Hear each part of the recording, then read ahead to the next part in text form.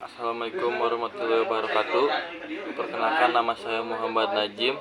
Di sini saya akan memonologan demokrasi. Demokrasi, dua kata yang sering kita dengar, dua kata yang sering kita ucapkan dengan harapan dan semangat, bahkan dengan kecewa. Suara rakyat, suara Tuhan, begitu katanya. Tapi, apakah kita pernah berhenti sejenak dan bertanya, siapa sebenarnya yang mendengarkan suara itu? Kita semua berdiri di balik suara, menggoreskan pilihan selembar kertas, seolah-olah kertas itu bisa mengubah dunia.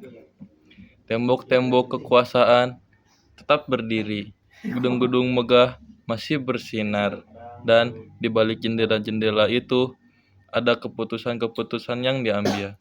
Keputusan yang menentukan siapa yang mendapat, siapa yang kehilangan, siapa yang hidup, siapa yang mati.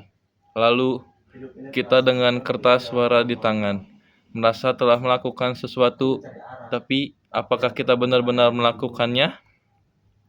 5 tahun, 5 tahunan yang berulang-ulang tanpa perubahan yang nyata.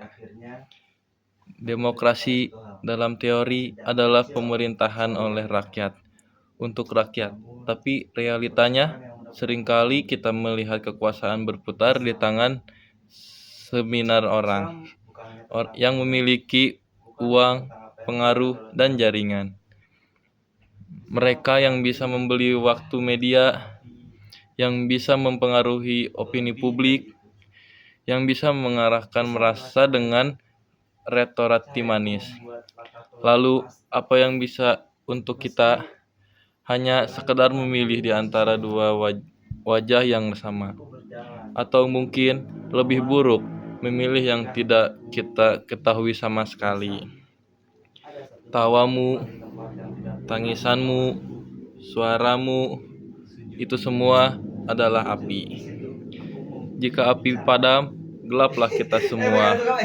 Jika kita hanya bicara tapi tidak bertindak, demokrasi hanya menjadi kata-kata indah di atas kertas, hiasan di dinding museum sejarah. Jika kita hanya mengganggu perubahan datang dari atas, tanpa mau bergerak, tanpa mau berjuang, maka kita hanya penonton dalam kisah hidup kita sendiri. Tapi aku masih percaya, aku masih bisa bahwa kekuatan dalam kebersamaan. Aku masih percaya bahwa kita bersatu. Ketika kita mengangkat suara bersama, kita bisa membuat kebijakan itu berpihak pada yang lemah. Karena demokrasi bukan hanya hak, tapi juga tergantung jawab. Tanggung jawab untuk mendengar, untuk berempati, untuk bertindak. Jadi, mari jaga api tetap menyala, mari kita jaga semangat untuk hidup, bukan untuk diri sendiri, bukan untuk kekuasaan, tapi untuk anak-anak yang belum bisa bersuara. Demokrasi akan berhenti jika kita menjadi pelakunya. Jika kita tidak hanya menjadi penonton, tapi menjadi pemain utama dalam drama ini. Suara kita adalah kekuatan kita.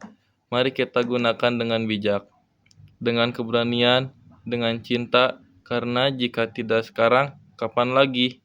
Jika tidak kita, siapa lagi? Terima kasih.